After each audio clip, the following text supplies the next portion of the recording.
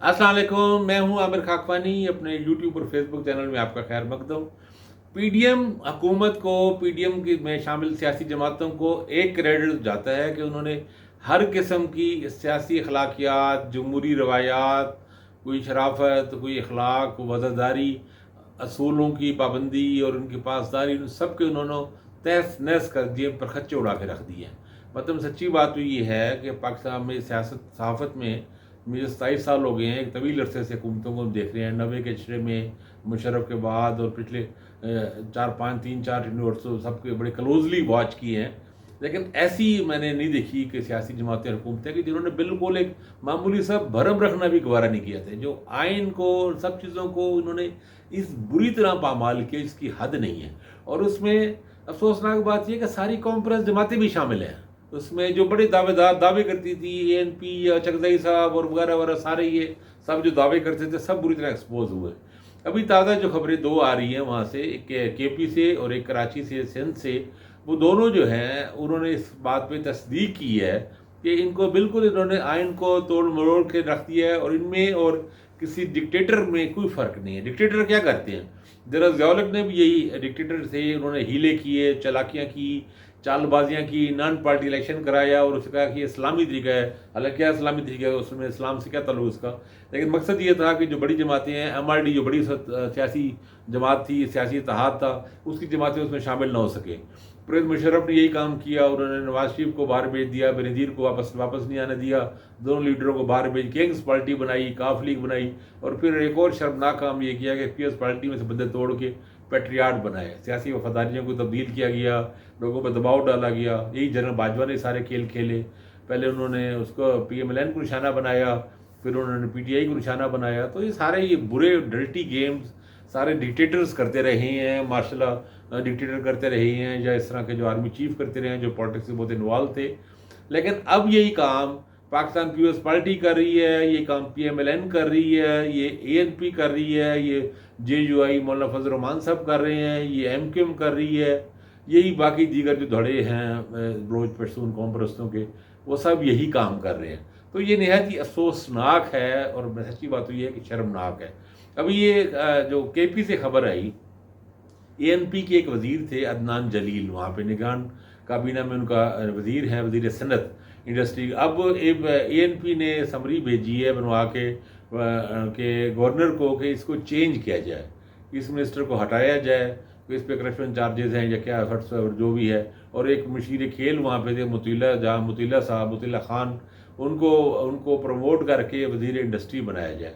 Governor को भेजा है उन्होंने। गवर्नर, अच्छा, उससे पहले अहमद वली खान ने तनकीद की गवर्नर पे, काफ़ी लान तान की। मकसद ये था कि गवर्नर को ज़रा प्रेशर में लाया जाए। गवर्नर जो है हाजी गुलाम अली मौलाना फजल रहमान के समधी हैं, और वहाँ पे जेयूआई की हुकूमत पूरी तरह सूबे में अमलन चला रहे हैं। अब सवाल ये पैदा होता है, देखें सादा सा सवाल है कि निगरान हुकूमत का, जो निगरान हुकूमत बनती है, आइन के मुताबिक उसे गैर जानबदार होना चाहिए, उसे किसी सियासी जमात से कोई ताल्लुक नहीं होना चाहिए। तो निगरान हुकूमत में एएनपी का वजीर कैसे हो सकता है? और एएनपी को क्या हक है कि किसी मिनिस्टर को तब्दील करके अपने मिनिस्टर को कि जी हमारा मिनिस्टर हमारे कोटे में ये मिनिस्टर बना है तो हम इसे तब्दील करते हैं, उस जगह फलां को वजीर बनाते हैं। एएनपी का क्या अख्तियार है? और ये काम सिर्फ एएनपी का नहीं है, वहाँ पे जेयूआई के वजीर, तो मैंने बताया वजीर जेयूआई के भी हैं, गवर्नर भी उनका है, ये पीएमएलएन के भी हैं, पीएस पार्टी के भी कोई वजीर है। सवाल ये है कि निगरान हुकूमत में इन सियासी जमातों की बाकायदा नुमाइंदगी का किससे हक दिया है? ये किस तरह हो सकता है? जो वज़ीर आला, जो वहाँ पे निगरान वज़ीर आला हैं, आज़म खान, वो सुना नहायत ही कमज़ोर और बिल्कुल फारिग हैं, बुज़ुर्ग आदमी हैं। उनको पति परवेज़ खटक, अब पता लग गया परवेज़ खटक ने क्यों बनाया। ख़ुद वो एक चालबाज थे, धोखेबाज थे, गद्दार थे, बदअहद थे। तो उन्होंने एक इमरान खान को धोखा देते हुए उन्होंने एक कहा कि नहीं ठीक आदमी है, ईमानदार आदमी है। भाई ऐसी कैसी ईमानदारी, वो बंदा अपने चीफ मिनिस्टर हाउस से बाहर ही निकल सकता पड़ा है वहीं पर, और उसको इतना भी नहीं है इख्तियार कि वो अपनी मर्ज़ी के कोई टीम अच्छी बना सके। तो वहाँ पे उन्होंने बिल्कुल वही खेल खेला। अगर इस तरह है, अगर निगरान काबीना में अगर बनना, तो भाई फिर ये इसका सारा इस ढोंग रिचाने का फ़ायदा क्या? फिर वो हुकूमत जो भी हुकूमत थी वो कराए, अल्लाह खैर सला डायरेक्ट ही कराए। ये निगरान का फिर आइन में तरमीम क्यों की, निगरान हुकूमत का ये सारा क्यों किया गया? एक तो उधर केपी में हुआ है, जो कराची सिंध में हो रहा है, सिंध में उससे भी बुरा हो। सिंध की बड़ी अपोजिशन पार्टी है तहरीक इंसाफ, पाकिस्तान तहरीक इंसाफ, 30 उसके अरकान असम्बली है उसके। वहाँ पे वो जो अपोजिशन लीडर हैं वो हलीम आदल शेख हैं, वो भी पाकिस्तान तहरीक इंसाफ से ताल्लुक़ है उनका। अब वो उनको उन्होंने मुसलसल पर्चे किए हुए हैं, अरेस्ट किया हुआ है, उनको जेलों में डाला हुआ है, बेचारे ज़मानत पर आते हैं, फिर ज़मानत चले जाते हैं, पीटीआई के लोगों को नाटका बंद किया हुआ है। तो अब उन्होंने नया वहाँ पे गंदा, बहुत ही बुरा और डल्टी खेल ये खेला जा रहा है, जो बिल्कुल जमहूरियत की तमाम रूल्स को तहस नहस कर देगा, बहुत ही बुरा होगी बात होगी। वो ये है कि वहाँ पे एमक्यूएम का पोजिशन लीडर बनाया जा रहा है, वो एमक्यूएम जो पीडीएम की तहादी है, वफाकी काबीना में शामिल है, वहाँ पे कैबिनेट में उसके मिनिस्टर्स हैं, उसी एमक्यूएम को जो सूबे में भी बैठ के सूबाई असम्बली में भी इनका साथ दे रही है पूरी तरह। अब वो एमक्यूएम एक अपोजिशन लीडर के तौर पर उन्होंने एक वो अपना उम्मीदवार एक नामजद किया है कि जनाब इसको हम अपोजिशन लीडर बनाते हैं। भाई क्यों अपोजिशन लीडर बनाते हैं पूछिए। तहरीक इंसाफ बड़ी पार्टी है वहाँ पे, और उसके बाद अपोजिशन जो रियल अपोजिशन पार्टी दूसरी है वो जीडी है। जीडीए के गालिब 9 अरकान असम्बली है। तो एमकेएम को तो 20-21 है, वैसे उसको उसे जीडीए को मिलाया या तहरीक इंसाफ को मुनर्रिफ किया बगैर अरकान को सपोर्ट के बगैर वो बन नहीं सकता। लेकिन चूँकि सूबे में पीएस पार्टी है जो जमहूरियत का नाम लेके हमेशा जमहूरियत को ही हथौड़े से किरची किरची करके चिकनाचूर करती है, तो वो आप देखिएगा हम ये चंद ही दिनों में हमारे सामने आ जाएगा कि अपोजिशन लीडर बन गए हैं एमक्यूएम के। और क्यों ये ऐसा हो रहा है? इसलिए ऐसा हो रहा है ताकि निगरान वज़ीर आला अपनी मर्जी का आ सके। कॉन्स्टिट्यूशन के तहत लीडर ऑफ दी हाउस जो है, जो वज़ीर आला है, वो लीडर ऑफ दी अपोजिशन से कायदे के इख्तिलाफ से साथ मिल के एक कंसेंसस होता है, उसमें ये मुशावरत ज़रूरी नहीं, उस पर कंसेंसस इत्तफाक़ राय दोनों का ज़रूरी है।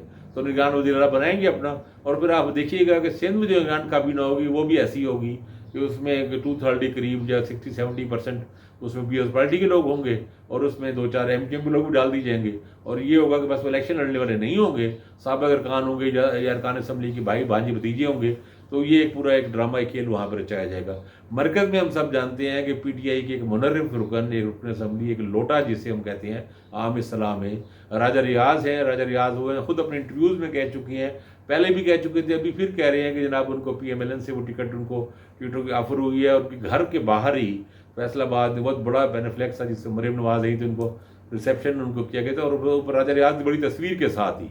तो हर बंदा जानता है, असम्बली में भी सारे लोग जानते हैं कि राजा रियाज जो हैं वो बिल्कुल बेसिकली हुकूमत के बिल्कुल एक उसके तौर पर रबर स्टैम्प के तौर पे, कठपुतली के तौर पे काम कर रहे हैं, और उनको अपोजिशन लीडर बना के ताकि निगरान वज़ीर आज़म बनाया जाए। अभी कहा जा रहा है कि मोहसिन नकवी को पंजाब से मरकज़ में ले जाते हैं, या जो भी मर्द अपनी मर्जी का जो भी इन्होंने बनाना होगा निगरान वज़ीर आज़म, उसके लिए लीडर ऑफ द अपोजिशन का इस्तेमाल किया जाएगा। तो मेरा सवाल ये है, अगर ये सब काम करने हैं फिर ये पार्टियाँ आइन का नाम क्यों लेती हैं, जमहूरियत का नाम क्यों लेती हैं?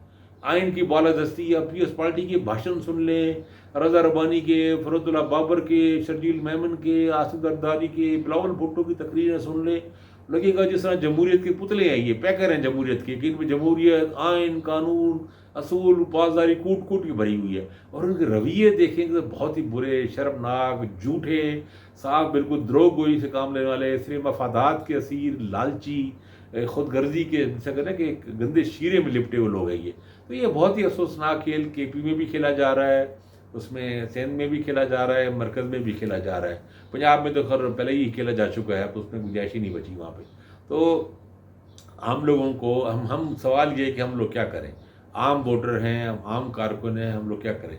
हम जो कर सकते हैं वो ये कर सकते हैं कि ऐसे लोगों को जिनके चेहरे बेनकाब हो गए उनको पहचानें और ये समझें कि इनका जमहूरियत से, आइन से, असूल से, सियासत से कोई ताल्लुक़ नहीं है। और जब हमें वोट डालने का मौका मिले तो हम लोगों को बुरी तरह मुस्तरद करें, ऐसे लोगों के ढोंग में ना आएँ, बेवकूफ़ ना बने। और हम जो लोग अगर वोटर जो आम आदमी जो है ख़ास तौर पे, वो अगर इस निकल आएगा, उनके चुंगल से निकल आएगा, तो चीज़ें तब बेहतर होंगी जब तब्दीली आएगी। तो देखें उस तरफ क्या करते हैं। मेरा ख्याल तो ये है कि इलेक्शन फेयर हुए तो इन पार्टियों को एक बदतरीन शिकस्त होगी और बहुत बुरे असरात, बहुत बुरे नताइज भुगतने पड़ेंगे। चलें अगले ब्लॉग में और किसी इशू पे बात करते हैं। अपना ख्याल रखिएगा। अल्लाह हाफिज़।